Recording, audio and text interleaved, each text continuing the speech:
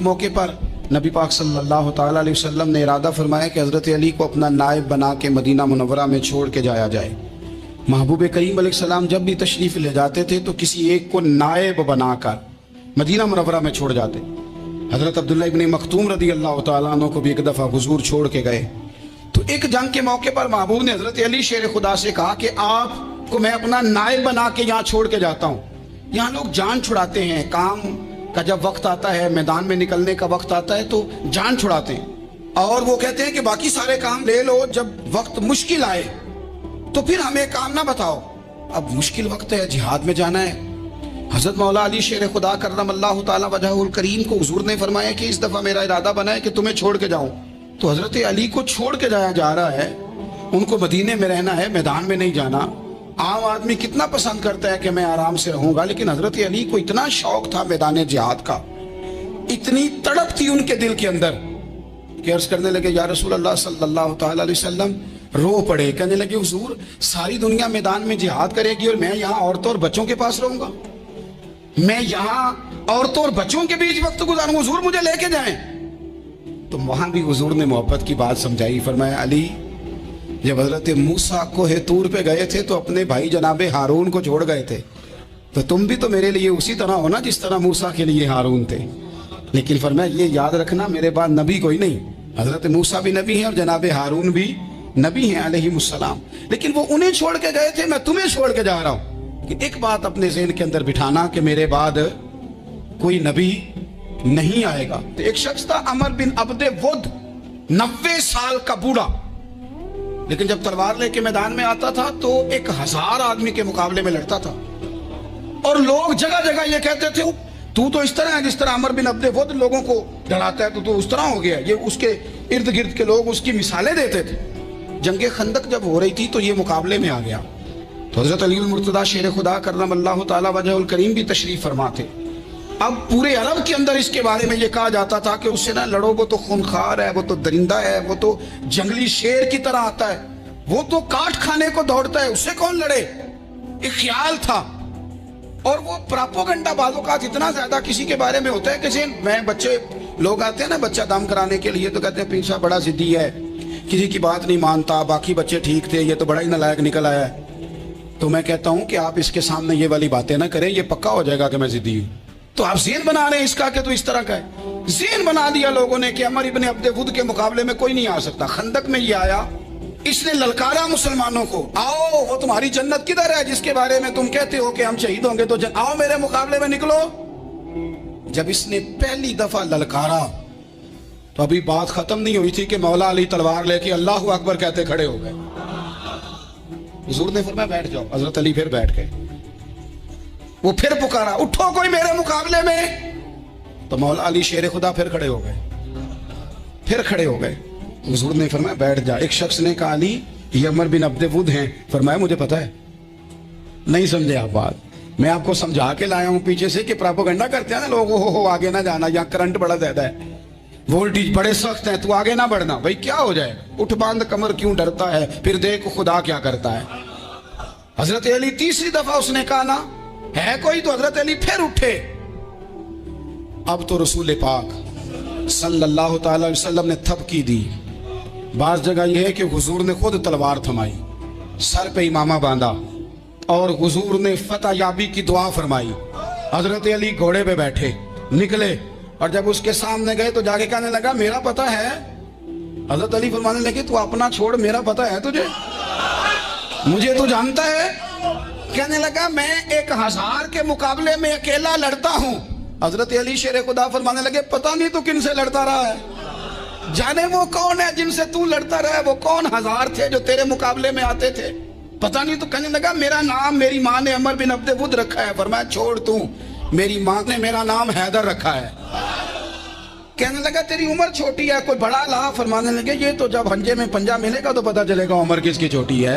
अभी तू कहानियों से मुतासर करना चाहता है, तू चाहता है कि तू प्रेशर डाले और मैं तेरी बात सुनूं, तो मुकाबले में आ, डींगे ना मार, कहानियां ना सुना, दीवारें हिलती रहती हैं और दर कांप जाता है। अली का नाम सुन के अब भी खैबर कांप जाता है। तू मुकाबले में आ, तू बातें बना रहा है, कहानियां सुना रहा है।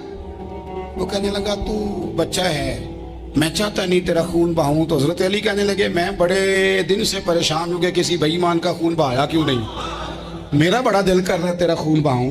اس نے بڑی زوردار ضرب لگائی, غصے میں اتنا پاگل ہوا, کیونکہ اس کے بارے میں معروف تھا کہ وحشی مزاج آدمی, اتنا سخت پاگل ہوا غصے میں کہ اس نے اپنے گھوڑے کے پیر کاٹ ڈالے. پہلے تلوار گھوڑے کو دے ماری, اس کو کاٹ کے دوڑا. یہ کیوں کرتے تھے لوگ, عرب کے لوگ اس وقت یہ کام کرتے تھے کہ ہم نے گھوڑا ہی مار ڈالا ہے تاکہ ہم بھاگ نہ سکیں. کہتے ہیں نا کشتیاں جلا دی ہیں کہ اب واپس جانے کا راستہ ہی بند ہو جائے. گھوڑے کے پیر کاٹ ڈالے کہ بھاگنا نہیں, اور بڑی زور سے اس نے ضرب لگائی حضرت علی پر. حضرت علی نے جب روکی تو وہ ڈھال ٹوٹ گئی حضرت مولا علی, اور آپ کے امامے کو اس کی تلوار بھی لگی. آپ نے فرمایا دکھا لیا تو نے زور, اب میری باری ہے. حضرت مولا علی شیر خدا کا قد بظاہر چھوٹا تھا.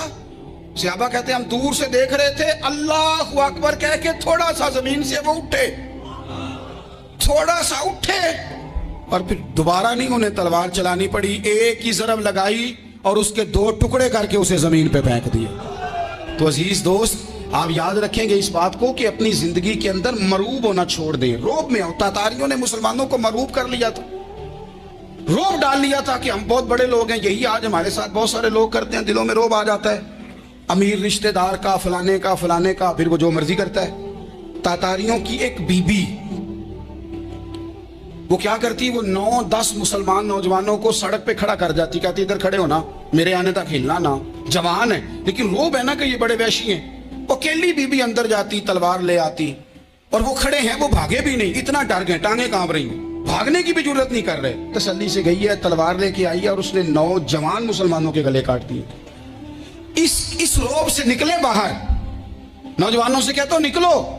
اور جن لوگوں نے دنیا میں انقلاب برپا کیا وہ غریب گھروں کے تھے, وہ لوگ تھے کہ جو بظاہر کسی بڑے قبیلے سے نہیں تھے. ہم محنت کریں, تعلیم حاصل کریں, جدوجہد کریں, مشقت کریں, اپنی زندگی میں کچھ مقاصد کے حصول کے لیے آگے بڑھیں.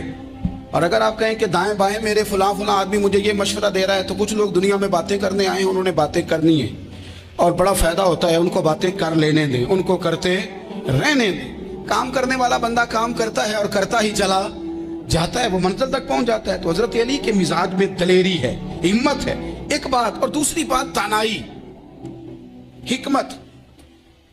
یہ جو ہمارے فیصلے ہیں نا جذباتی, اور جناب آج فلانے نے یہ کہہ دیا تو میرا پروگرام یہ بن گیا, تو پھر کل کسی نے اور کچھ کہہ دیا تو میرا پلان اور بن گیا. میں سب سے زیادہ ان لوگوں کے حق میں پریشان ہوتا ہوں جو سویرے کچھ اور کہتے ہیں, دوپہر کو کچھ اور کہتے ہیں, شام کو کچھ اور کہتے ہیں.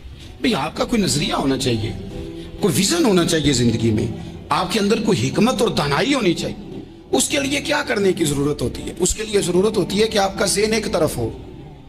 میرے اسلاف فرمایا کرتے تھے زندگی میں ایک کام کر لو پر صحیح کر کے کر لو. ہم نے تو سارے کام کرنے ہیں. آج کل ہر بندہ صحافی ہے, ہر بندہ تجزیہ نگار ہے, ہر بندہ سیاستدان ہے, ہر بندہ ہی مفتی ہے, ہر بندہ ہی جناب واعظ ہے, ہر بندے کے پاس ہی کچھ مسئلے. اس کا نقصان یہ ہے کہ کسی کے پاس بھی کچھ نہیں. وہ کسی درویش نے کہا تھا کہ جب سب لیڈر ہوں تو سمجھو کوئی لیڈر نہیں, کیونکہ سارے جو لیڈر ہو گئے. میرے عزیز, ایک طرف ذہن کو رکھیں اور اپنے اس کام میں کمال پیدا کریں. حضرت مولا علی شیر خدا کو اللہ نے حکمت دی تھی. نبی پاک صلی اللہ تعالی وسلم کے صحابی حضرت عبداللہ ابن مسعود رضی اللہ تعالیٰ عنہ فرماتے ہیں, امام ابو نعیم نے لکھا ہے کہ حضرت عبداللہ ابن مسعود فرماتے ہیں نبی پاک صلی اللہ علیہ وسلم نے فرمایا اگر حکمت کے 10 حصے کیے جائیں نا, دانائی کے 10 حصے کیے جائیں, تو اس میں سے 9 حصے اللہ تعالیٰ نے حضرت علی کو عطا فرمائے, اور ایک حصہ باقی لوگوں کو ملا. دانا تھے, معاملہ فہم. کچھ بندے بڑے منافق قسم کے تھے, تو حضرت علی اذان ہو گئی تو وہ حضرت مولا علی شیر خدا کے پاس آ گئے. اذان ہو گئی, حضرت علی نے جماعت کرانی. ان کا خیال تھا کہ آج ہم نے جماعت لیٹ کرانی ہے کسی طریقے سے. ہم چونکہ زیادہ باتیں, میں دوستوں سے کہتا ہوں بہت زیادہ خبریں نہ دیکھا کرو, بہت زیادہ بھی چیزیں نہ سنا کرو. آپ تو میرے بھائی موبائل کے اندر چلے جائیں گے, پھر باہر کی دنیا تو اور ہے. تو تھوڑا باہر بھی نکلیں تصویروں سے, تھوڑا باہر بھی آئیں, دیگر معاملات بھی دیکھیں. ہمیں بڑے بڑے اچھے لوگ زندگی میں مل جائیں گے, لیکن ہم ان کے قریب نہیں جاتے. ہم دیکھتے نہیں کہ اصل بات کیا ہے, سنی سنائی چیزوں پر زیادہ گمان کرتے ہیں. اب حضرت علی چونکہ بڑے دانا تھے, مسلح پہ بڑھ رہے ہیں, جماعت کھڑی کرنی, اللہ اکبر کہہ رہے ہیں. بندوں کا خیال تھا نماز لیٹ کرانی ہے. نے فٹافٹ حضرت علی سے کہا کہ حضور ذرا وہ جانور تو بتائیے گا کتنے ہیں جو انڈے دیتے ہیں. اور ذرا وہ بھی بتائیے گا جو بچے دیتے ہیں. یہ اب کتنے کو بندہ جانور گنے, آہستہ آہستہ بندہ شمار کرے ہو. بکری جو ہے وہ بچہ دیتی ہے, مرغی انڈا دیتی ہے, اور گائیں جو ہے وہ بچہ دیتی ہے, اور بطخ جو ہے وہ انڈا دیتی ہے. بندہ تو یہ گننے لگ جائے. تو حضرت علی شیر خدا یہاں ہاتھ ہیں, فرمانے لگے گھر جا کے گن لینا. موٹی سی بات بتاتا ہوں, جن جانوروں کے کان باہر ہوتے ہیں وہ بچے دیتے ہیں, جن کے اندر ہوتے ہیں وہ انڈے دیتے ہیں. اللہ اکبر. نماز کی نیت باندھ لی تم گننا گھر جا کے.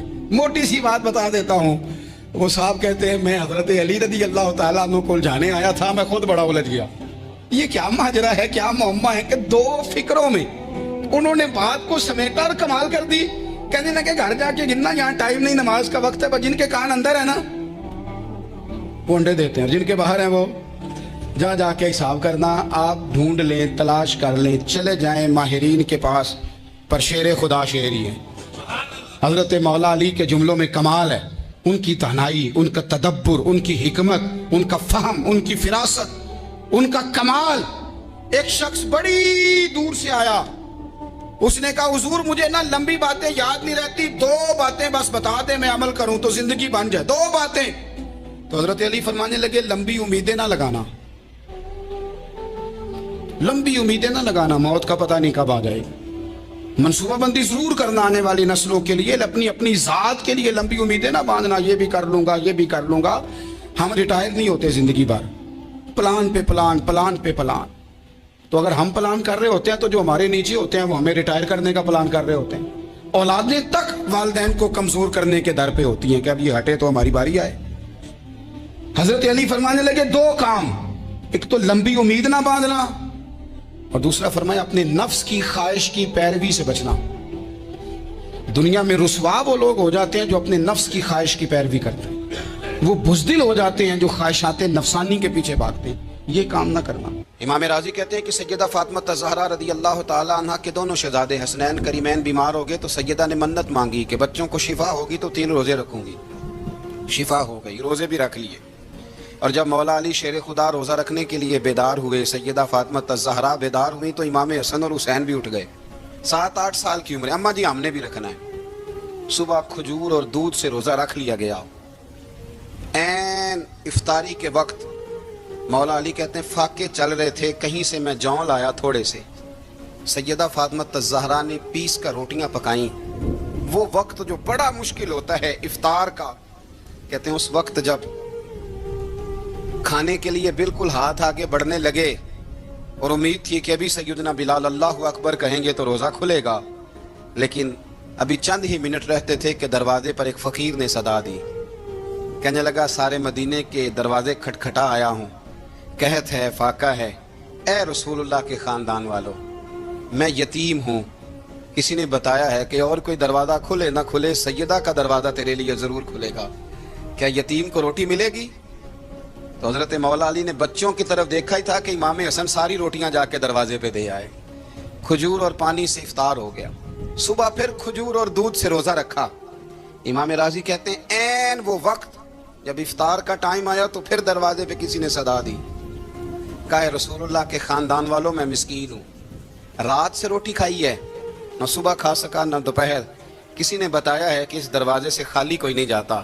امام حسن نے پھر سارا لنگر اٹھایا اور پھر جا کے دے دیا. 3 دن پھر ہوا. مجھے یوں لگتا ہے جب افطار کا ٹائم آیا ہوگا نا تو یہ خود ہی سارے دروازے پہ دیکھتے ہوں گے, یہ کوئی آیا نہیں لینے والا ابھی تک. لگتا ہے کہ نظریں دروازے پہ تھیں. این افطار کے وقت 3 روٹیاں جب جوں کی پک کے آئی تو ایک بھکاری نے صدا دی. کہنے لگا میں قیدی ہوں, آج ہی قید سے رہائی ملی ہے, پہلے دن کسی کے دروازے پہ صدا ملی ہے, دی ہے, روٹی ملے گی. امام حسن وہ کھانا دے کے واپس لوٹے. کھجور اور پانی سے افطار ہوا, اور جیسے ہی مسجد نبوی میں تینوں باپ بیٹا نماز پڑھنے گئے تو مولا علی کہتے مجھے بتانا نہیں پڑا, رسول کریم نے میری طرف دیکھ کے فرمایا علی تیرا, فاطمہ کا, حسن اور حسین کا 3 دن والا عمل خدا کو بھی بڑا پسند آیا ہے اور محمد مصطفیٰ کو بھی بڑا پسند آیا, بڑا پسندیدہ عمل. میں کہتا ہوں کہ حضرت فاطمہ نے نا ان کی تربیت پہلے ہی کر دی تھی, 3 دن بغیر افطار کے روزہ رکھنے کی.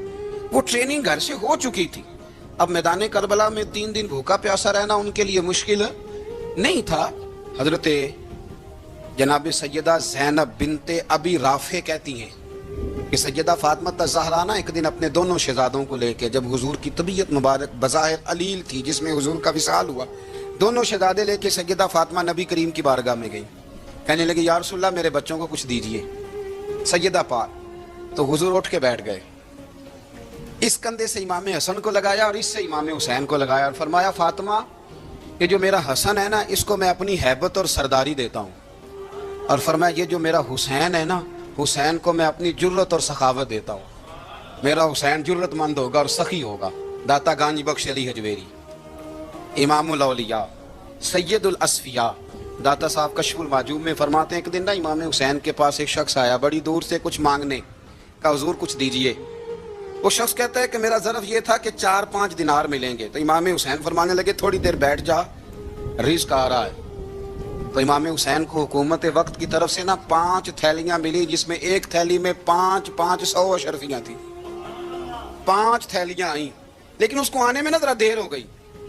وہ 5 تھیلیاں جب آئی نا تو امام حسین اس کی طرف 5 تھیلیاں بڑھا کے نا، ذرا دیکھنا میری طرف غور سے، 5 تھیلیاں بڑھا کے نا تو فرمانے لگے میاں جتنا تجھے انتظار کرایا نا اتنی ہم تیری حاجت پوری نہیں کر سکے، تو یہ نہ محسوس کرنا کہ حسین کے دروازے پہ بیٹھا بھی رہا ہوں تو ملا کیا ہے، یہ نہ محسوس کرنا۔ وہ شخص کہتا ہے جب میں نے وہ تھیلیاں کھولی اور پھر میری نظر امام حسین پہ پڑی تو میرے اندر سے آواز آئی اگر حسین ابن علی اتنے سخی ہیں تو محمد عربی کتنے سخی ہوں۔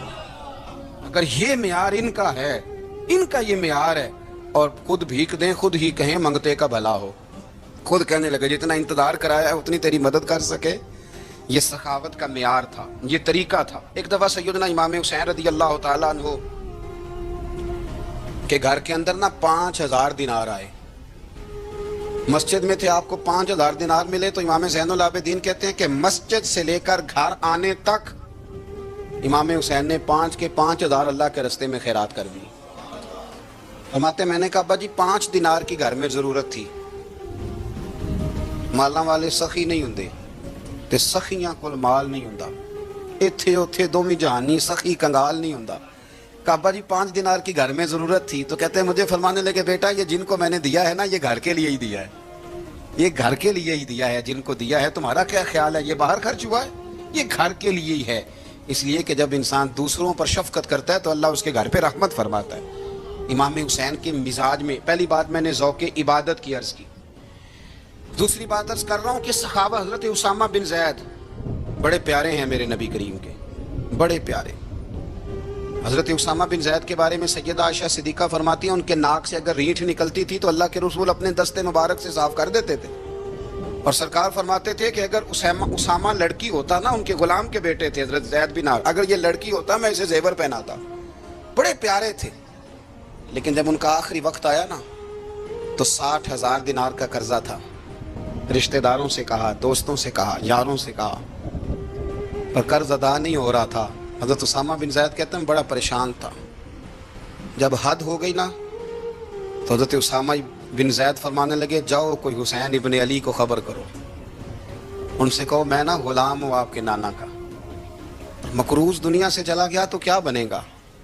امام حسین کو خبر ملی تو دوڑے آئے۔ لاجپال اس پیر کو نہیں کہتے جو تگڑا نذرانہ لے کے تو ماتھا چوم لے، لاجپال تو اس کو کہتے ہیں کہ جب ضرورت پڑے تو وہ سر پہ موجود ہو۔ حضرت سیدنا امام حسین تشریف لائے تو جناب اسامہ بن زید رو پڑے، کہنے لگے حضور میں نے نا غلامی کی ہے آپ کے نانا کی، اور اس غلامی پہ ناز ہے، اب 60,000 دینار کا قرضہ لے کے دنیا سے جاؤں گا تو میری قبر پہ بوجھ رہے گا۔ امام حسین خادم کو بھی کہہ سکتے تھے جاؤ گھر پیسے پڑے ہیں لے آؤ، امام حسین خود گئے، چادر اوڑھ کے تو اس کی اوٹ میں بکل میں 60,000 دینار چھپا کے لائے اور جناب اسامہ بن زید کے سامنے رکھ کے کہنے لگے اسامہ یار پیسے رات کو ہی آئے تھے، میں سوچ رہا تھا مجھے تو ضرورت نہیں، اللہ نے کس کا نصیب میرے گھر میں بھیج دیا، مجھے تو حاجت ہی نہیں تھی، اب پتہ چلا پیسے تیرے تھے، اللہ نے حسین کی ڈیوٹی لگائی ہے کہ جا کے دے آ۔ حضرت اسامہ بن زید رو پڑے، فرمانے لگے اللہ آپ کو بہترین صلہ عطا فرمائے۔ امام بڑا ہی پیار کرتے تھے، گھوڑے پہ جا رہے تھے، کچھ فقیر غریب لوگ بیٹھ کے روٹی کھا رہے تھے، کہاں رہے تھے سڑک کے کنارے، تو امام زین العابدین فرماتے ہیں کہ جب امام حسین گزرے تو انہوں نے آواز دی حضور دل کرتا ہے ہمارے ساتھ بیٹھ کے روٹی کھائیں، कायनात के मालिक व मुख्तार के नवासे और दुनिया के सबसे बड़े शहजादे घोड़े से उतरे और गरीबों के साथ सड़क पे बैठ गए, रोटी खाने लगे और देर तक खाते रहे। और जब फारिग हो गए तो फरमाने लगे खाने की ज़रूरत भी नहीं थी, हाजत भी नहीं थी, पर तुमने आवाज़ दी तो दिल रखने को बैठ गया था, अगर इजाज़त दे तो चला जाऊं। ये मिजाज था, ये तबीयत थी। आपके एक भाई हैं छोटे, हज़रत मोहम्मद बिन हनफिया नाम है, हज़रत मौला अली शेर खुदा रदी अल्लाह ताला अन्हु की दूसरी बीवी से। एक दिन हज़रत इमाम हुसैन उनके घर में बैठे थे तो किसी बात में ना इख्तलाफ राय हो गया, तो इमाम अली मकाम नाराज़ हो गए, फरमाया आज के बाद तेरे घर नहीं आऊँगा। रुमाल उठाया चले गए। लोगों ने हज़रत मोहम्मद बिन हनफिया रदी अल्लाह ताला अन्हु से कहा हुसैन तो नाराज़ हो गए, कभी नहीं आएंगे। आप फरमाने लगे भाई तुम्हारा है कि मेरा? जी भाई तो आपके हैं। फरमाया अगर कहो तो चंद मिनटों में हुसैन वापस आए। जनाब नाराज़गी हो गई है। फरमाया नाराज़गी हुई है पर मैं उसके दिल की नरमी को तो जानता हूँ, उसके मिजाज के अंदर जो मोहब्बत है उससे तो अभी आए। कहा जनाब वो कैसे? फरमाने लगे देखना जरा।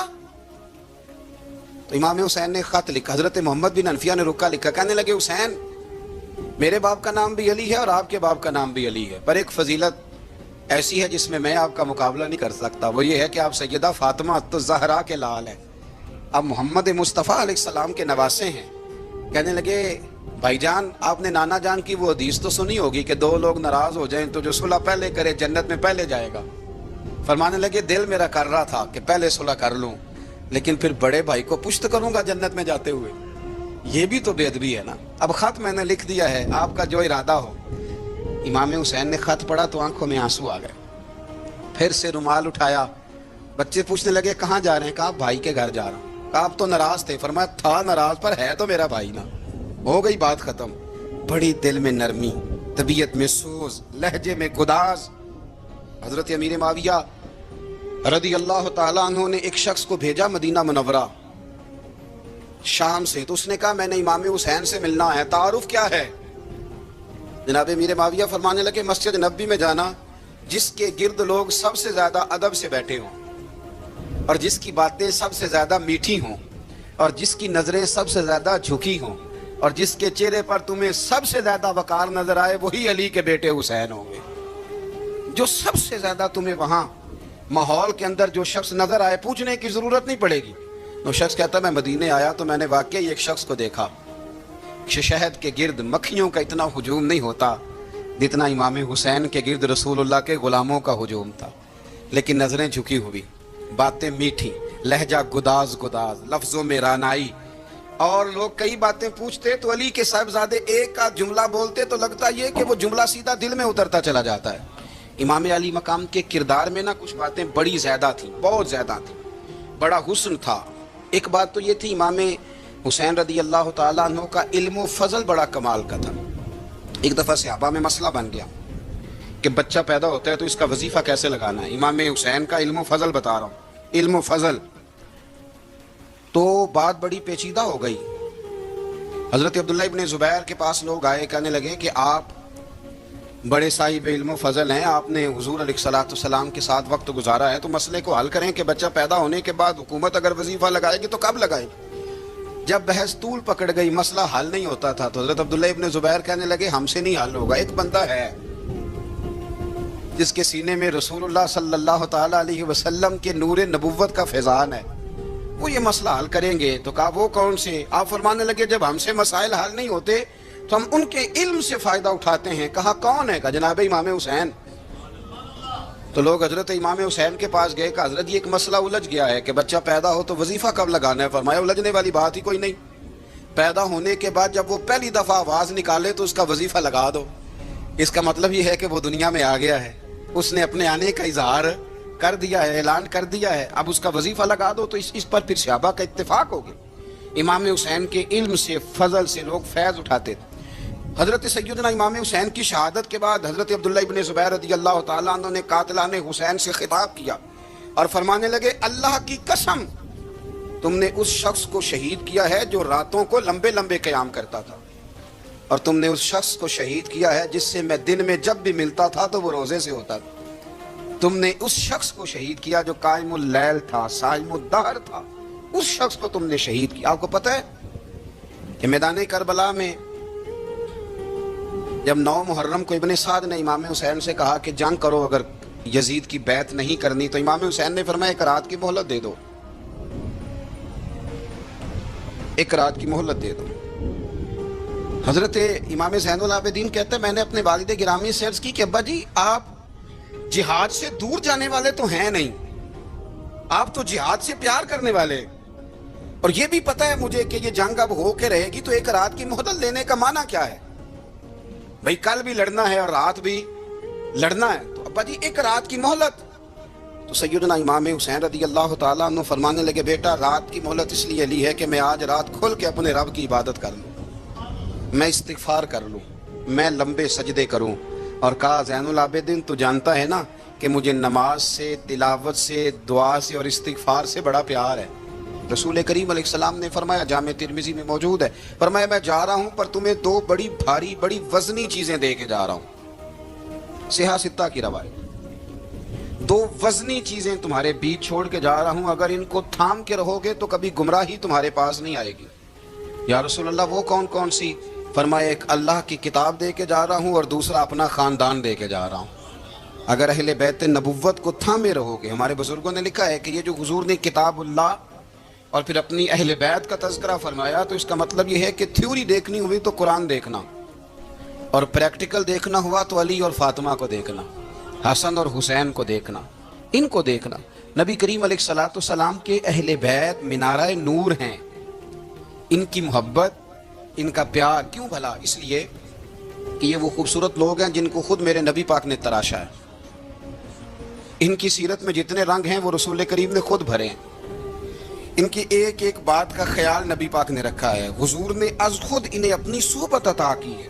زیادہ دور نہیں تھا سیدہ فاطمہ کا گھر، مسجد نبوی کے ساتھ تھا، اللہ کے رسول دن میں 2 دفعہ جایا کرتے تھے، پھر بھی کبھی کبھی فرماتے فاطمہ میرا دل کرتا ہے آج میں رات تیرے گھر میں قیام کروں، تو سیدہ فاطمہ الزہرا فرماتی ہیں کہ آمنہ کے لال اس طرح بھی میرے گھر میں قیام کرتے تھے کہ حضور چارپائی پہ لیٹتے تھے تو ایک کندھے پہ امام حسن کا سر ہوتا تھا اور دوسرے پہ امام حسین کا سر اقدس ہوتا تھا، اور فرماتی ہیں رات کو کبھی حسنین کریمین دودھ مانگتے تو میں اٹھتی دودھ دینے کے لیے، تو حضور فرماتے لیٹ جاؤ آج میرے ساتھ سوئے ہیں تو دودھ بھی میں ہی پلاؤں گا، تو محبوب اٹھتے ان کے لیے دودھ لاتے برتن سے نکال کے، حضور نے انہیں وقت دیا اور پھر ان کی چھوٹی چھوٹی چیزوں کا خیال رکھا، صحیح بخاری میں موجود ہے، تربیت پر توجہ دی۔ امام حسین تشریف لائے، ابھی عمر مبارک 7 سال کے قریب تھی، مسجد نبوی میں صدقے کی کھجوروں کا ڈھیر لگا ہوا تھا،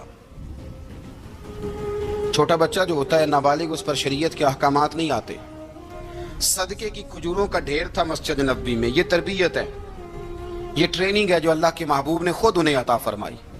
صدقے کی کھجوروں کا ڈھیر تھا، امام حسین حضور کے ساتھ آئے تو امام علی مقام نے ایک کھجور اٹھا کے منہ میں رکھ لی، شارحین نے لکھا ہے لگتا یہ ہے کہ کئی دنوں کی بھوک تھی، کیونکہ یہ فاقہ اہل بیت کا بڑا محبوب ہے، مجبور نہیں تھے، وہ تو خزانوں کے مالک تھے، پر غریبوں سے محبت کی وجہ سے فاقے کیا کرتے تھے، یہ ان کی پسند ہے فاقہ کرنا، تو ایک کھجور امام علی مقام نے رکھ لی تو اللہ کے رسول نے گلے میں انگلی ڈال کے نکال دی، تو فرمایا حسین یہ صدقہ ہے، یہ میری اہل بیت کے لیے درست نہیں ہے۔ حضور نے خود تربیت کی، اور پھر سیدہ فاطمہ الزہرا نے نا اپنے بچوں کو تراشا، ان پر محنت کی۔ میں اکثر گزارش کرتا ہوں دوستوں سے، میں کہتا ہوں کربلا کا واقعہ کوئی حادثاتی نہیں ہے، اس کے پیچھے پوری ایک لاجک ہے، اس کے پیچھے پورا ایک فلسفہ ہے۔ ایسے ہی کوئی آدمی 3 دن بھوکا پیاسا رہ سکتا ہے؟ کسی آدمی کو صبح اس نے کھانا کھایا اور شام تک کھانا نہ ملے تو ٹانگیں کانپتی ہیں۔ رمضان المبارک میں عبادت کی نیت سے روزہ رکھنے والے بھی شام کو بڑے پریشان ہو جاتے، اور مسلسل 3 دن کھانا نہ کھایا جائے اور پانی نہ پیا جائے، اور حال یہ ہے کہ وہی آدمی تلوار لے کے میدان میں نکلے اور اس کی حالت یہ ہو کہ لوگ اس کے آگے دوڑنا شروع کر دیں، ہزاروں کی فوجیں تاب نہ لا سکے۔ علی کا گھر بھی وہ گھر ہے کہ جس گھر کا ہر ایک بچہ جسے دیکھو وہی شیر خدا معلوم ہوتا ہے۔ جناب صاحبہ بیٹھے تھے، فرمایا فلاں کو بلا کے لاؤ، جب بلانے گئے تو رستے میں عورت پہ نظر پڑی، پہلی نظر تو معاف ہے لیکن دوبارہ دیکھ بیٹھے، دوبارہ نظر پڑی تو پریشان ہو گئے، خیال آیا میں نے تو خیانت کیا اپنے نبی پاک سے، حضور نے تو منع کیا یہ کام کرنے سے۔ اب واپس حضور کے پاس نہیں آئے، جنگل میں چلے گئے۔ ابن قدامہ نے کتاب التوابین میں اس روایت کو لکھا ہے، کہتے 40 دن وہ پہاڑوں میں روتے رہے کہ یا اللہ مجھ سے غلطی ہو گئی۔ کتنے دن؟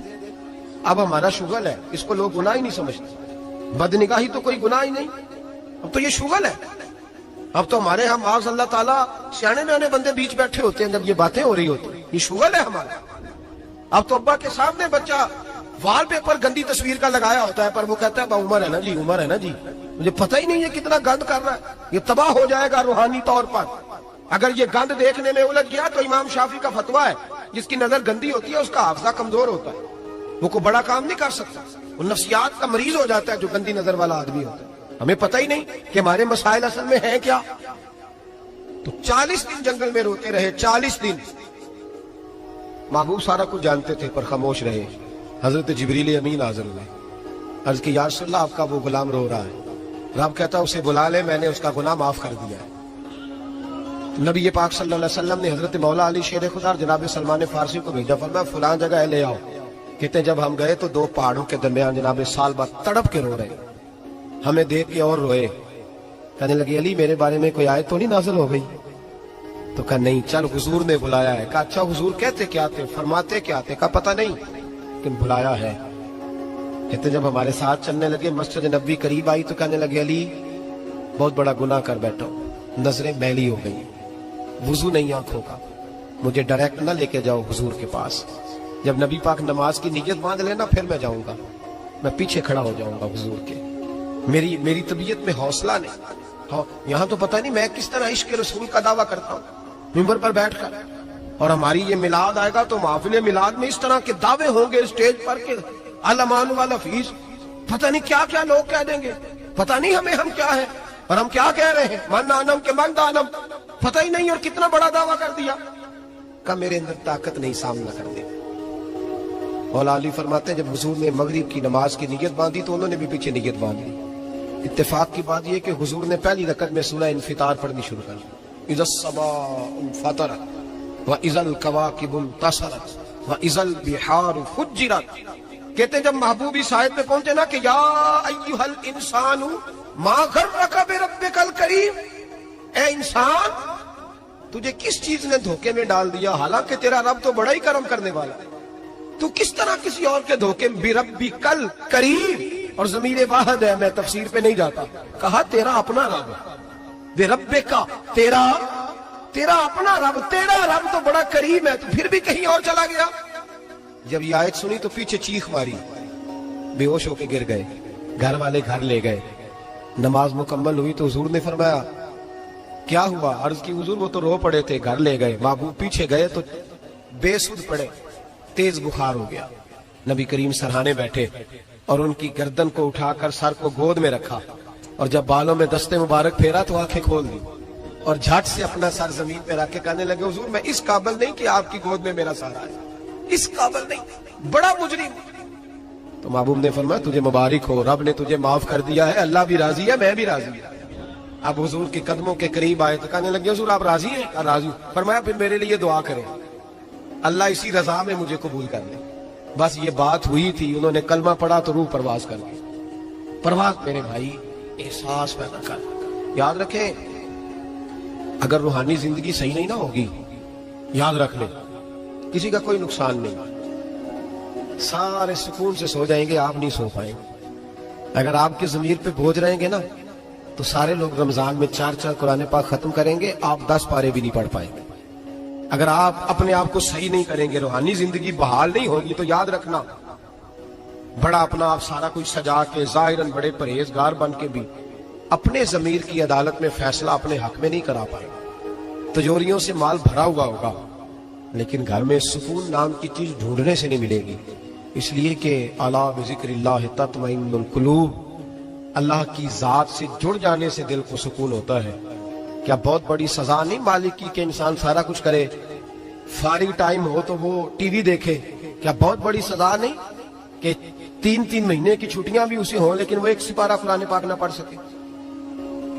وہ گپے مارنے بیٹھے تو 6 گھنٹے لگا دے اور تسبیح دی جائے تو 10 منٹ میں بس ہو جائے، درود پڑھا ہی نہ جائے، یہ سزا نہیں؟ کیا یہ کم سزا ہے کہ وہ دنیا دراز پہ گھوم آئے لیکن مسجد میں جائے تو اسے کچھ بنے؟ کیا سزا نہیں؟ اللہ سے معافی مانگے، مل کے اس کے حضور استغفار کریں، باطن کی زندگی آباد کرنے کی کوشش کریں، چھوڑ دیں بن کے بیٹھنا، آگے آگے بڑھنا، اپنے آپ کو شمار کرنا۔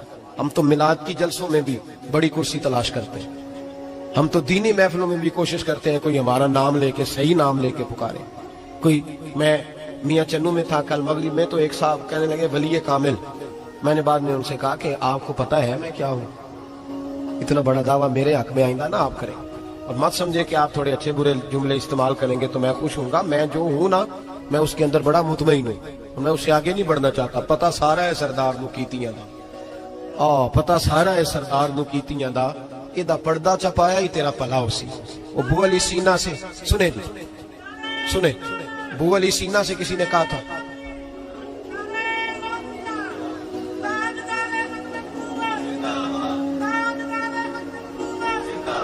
اب ان کی اس بات پر اور اس عمل پر ایک شعر سن لے میاں محمد بخش صاحب کا. میاں صاحب کہا کرتے تھے جتن جتن ہر کوئی کھیڑے تو ہارن کھیڑ فقیرہ. جتن جتن یہ تو ساری دنیا کرتی ہے نا کہ میں جیتنے جا رہا ہوں. کہتے ہیں جتن جتن ہر کوئی کھیڑے جتن جتن ہر کوئی کھیڑے تو ہارن کھیڑ فقیرہ. جتن دا مل کوڈی پہندہ ہی ہارن دا مل ہیرا. جتن دا مل کوڈی. بو علی سینہ سے کسی نے کہا کہ کیا محسوس کرتے ہو آج کل کچھ حالات بہتر ہے؟ تو بو علی سینہ چونکہ حضرت ابو الحسن خرقانی کے مرید تھے ہاں سائنسدان ہونے کے ساتھ ساتھ صوفی تھے درویش تھے. تو ابو علی سینہ کہنے لگے کیا کہتے ہو حالات کس طرح کے؟ کہنے لگے مجھے اپنے گناہوں کا پتہ ہے. اتنے بڑے گناہوں کے باوجود میری پردہ دری نہیں ہو رہی. یہ تھوڑا انعام ہے اللہ تعالیٰ کا اور اسی زمین پر اس کی نافرمانی کرتا ہوں. اس نے رہنے کے لیے جگہ دی ہوئی ہے. تھوڑا احسان ہے اس کا. میں صبح سے شام تک کتنی نافرمانیاں کرتا ہوں پھر بھی پیٹ بھر کے روٹی دیتا ہے. یہ تھوڑا احسان ہے. تو کہہ رہے آگے بڑھا ہے کہ نہیں؟ یہ بڑی بات ہے کہ اس نے زمین پہ رکھا. اعلیٰ حضرت فاضل بریلوی کے والد مولانا نقی علی خان صاحب رحمت اللہ تعالیٰ علیہ امام المتکلمین ان کے حالات میں لکھا ہے ایک آدمی کو آپ نے نا جگہ دی کو 10 مرلے آپ کا پلاٹ تھا یا 5 مرلے کا. اس نے کہا حضور کچھ دنوں کے لیے چاہیے تو آپ نے وہ جگہ ان کو دے دی. جیسے محلے دار دوست کو شادی بھی آئی تو 10-15 دن کے بعد چابی مانگی. انہوں نے دے دی تو کچھ درخت انہوں نے کاٹ لیے کچھ اپنی مرضی کی ترمیم کر لی. مولانا نقی علی خان صاحب رحمت اللہ علیہ ناراض ہو گئے. فرمانے لگے میری زمین تھی مجھ سے پوچھ تو لیتے کوئی تبدیلی کرنی پتہ نہیں. میری مرضی کے خلاف تم نے میرے پلاٹ پر یہ کیوں تبدیلی کی؟ یہ اس آدمی کو کہہ کے نا تو 2 منٹ گزرے تو چیخ مار کے رو پڑے. کہنے لگا حضور کیا ہوا؟ فرمانے لگے سوچتا ہوں میری 10 مرلے کی زمین پر میں نے تمہیں اپنی مرضی نہیں کرنے دی اور میں روز اللہ کی زمین پر اپنی مرضی کرتا ہوں. روز رب کی یہ خیال آ گیا. فرمانے لگے جاؤ بھائی جاؤ مجھ سے غلطی ہو گئی جاؤ. یہ سوچ جب پیدا ہوتی ہے پھر بندہ روز نکھرتا ہے. پھر روز وہ غسل کرتا ہے باطن کا. پھر روز ہر جگہ سے اسے نیا سے نیا سبق ملتا ہے. بڑا بندہ وہ نہیں ہوتا جو 20-30 کاریں لے کے چلتا ہے. بڑا وہ ہوتا ہے جو کسی اور کو بڑا سمجھتا ہے. جو اپنے آپ کو چھوٹا سمجھتا ہے میرے نبی پاک فرماتے ہیں اللہ اسے بڑائیاں عطا فرما دے. ترمذی میں حدیث ہے. آج کا سبق آج کا پیغام یہ ہے کہ تزکیے کی کوشش کریں. وَإِنَّكَ لَعَلَىٰ خُلُقٍ عَظِيمٍ. خلق عظیم جو اللہ نے ہمارے نبی کو دیے اور حضور نے ہمیں عطا فرمائے محبوب کے صدقے اس طرف جائیں. کردار میں اعلیٰ پن پیدا کر. الذی خلق الموت والحیات لیبلوکم ایکم احسن عملا. اللہ فرماتے ہیں کہ میں نے موت اور حیات اس لیے پیدا کی ہے کہ تمہارے عمل کی کوالٹی چیک کی جائے. انڈسٹری میں جب مال بنتا ہے نا تو اس کی کوالٹی چیک کی جاتی ہے. یہ عام ہے, یہ خام ہے, یہ وی آئی پی ہے, یہ وی آئی پی ہے. فرمایا الذی خلق الموت والحیات لیبلوکم ایکم احسن عملا.